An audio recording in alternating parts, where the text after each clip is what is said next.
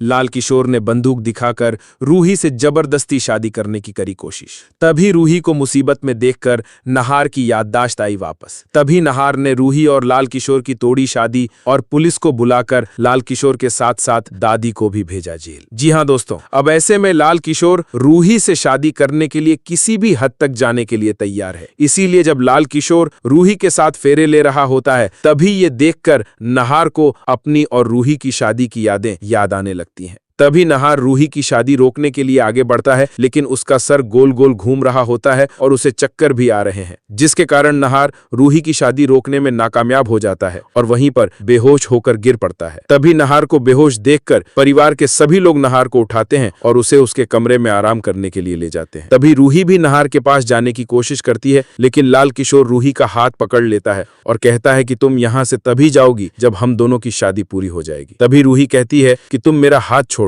हम दोनों केवल शादी करने का नाटक कर रहे हैं ताकि मैं हमेशा हमेशा के लिए नहार जी के दिल और दिमाग से निकल जाऊं और वो अपनी नई जिंदगी की शुरुआत कर सके। तभी लाल किशोर मुस्कुराते हुए कहता है कि रूही जी, आपको कोई गलत फहमी हुई है, हम दोनों असली शादी कर रहे हैं और अब हम दोनों की शादी होने से कोई भी नहीं रोक सकता है। तभी लाल किशोर की ये बात सुनकर रूही गुस्से से आग बबूला हो जाती है और गुस्से में आकर लाल किशोर को एक जोरदार थप्पड़ मार देती है। तभी रूही अपना और लाल किशोर का गठबंधन खोलकर फेंक देती है और कहती है कि ये शादी किसी भी कीमत पर नहीं हो सकती है, क्योंकि मैं केवल नहार जी की थी, नहार जी की हूँ और हमेशा नहार जी की ही रहूंगी। रूही की ये बात सुनकर पूरे घर का माहौल एकदम बदल जाता है। सबके चेहरे पर राहत तो दिखती है, लेकिन लाल किशोर का गुस्सा और पागलपन और भी खतरनाक हो जाता है। वो बुरी तरह चिल्लाने लगता है और कहता है कि अगर रूही मेरी नहीं बनी तो मैं इसे किसी और का भी नहीं बनने दूंगा। तभी वो अपनी जेब से पिस्तौल निकालता है और रूही पर तान देता है। चारों तरफ सन्नाटा छा जाता है। सभी परिवार वाले दहशत में आ जाते हैं। दादी,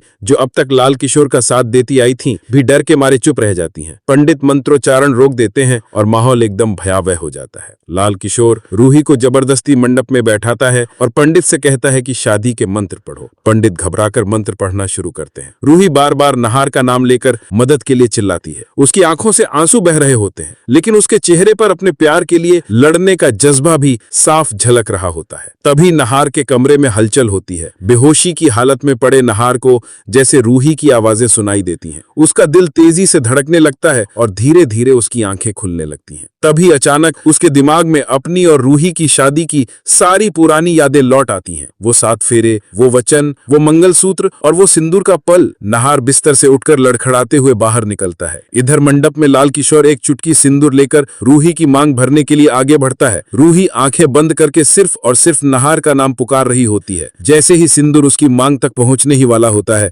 तभी अचानक वहां नहार आ जाता है। पूरे घर के लोग हैरानी से निहारते हैं। नहार सीधे लाल किशोर पर टूट पड़ता है, उसका हाथ पकड़कर उसे धक्का देता है और उसकी बंदूक छीन लेता है। सिंदूर जमीन पर बिखर जाता है और रूही राहत की सांस लेती है। नहार रूही को गले लगाकर कहता है, रूही, मुझे सब याद आ गया है, अब कोई भी ताकत हमें अलग नहीं कर सकती है। रूही भी आंसुओं में भीगकर नहार से लिपट जाती है। ये देखकर लाल किशोर पागलों की तरह चिल्लाने लगता है।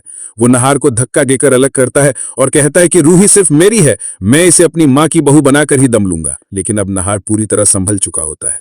वो लाल किशोर को जोरदार मुक्के मारकर जिरा देता है। दोनों के बीच जोरदार हाथापाई शुरू हो जाती है। परिवार के लोग बीच बचाव करने की कोशिश करते हैं, लेकिन लाल किशोर का गुस्सा काबू से बाहर होता है।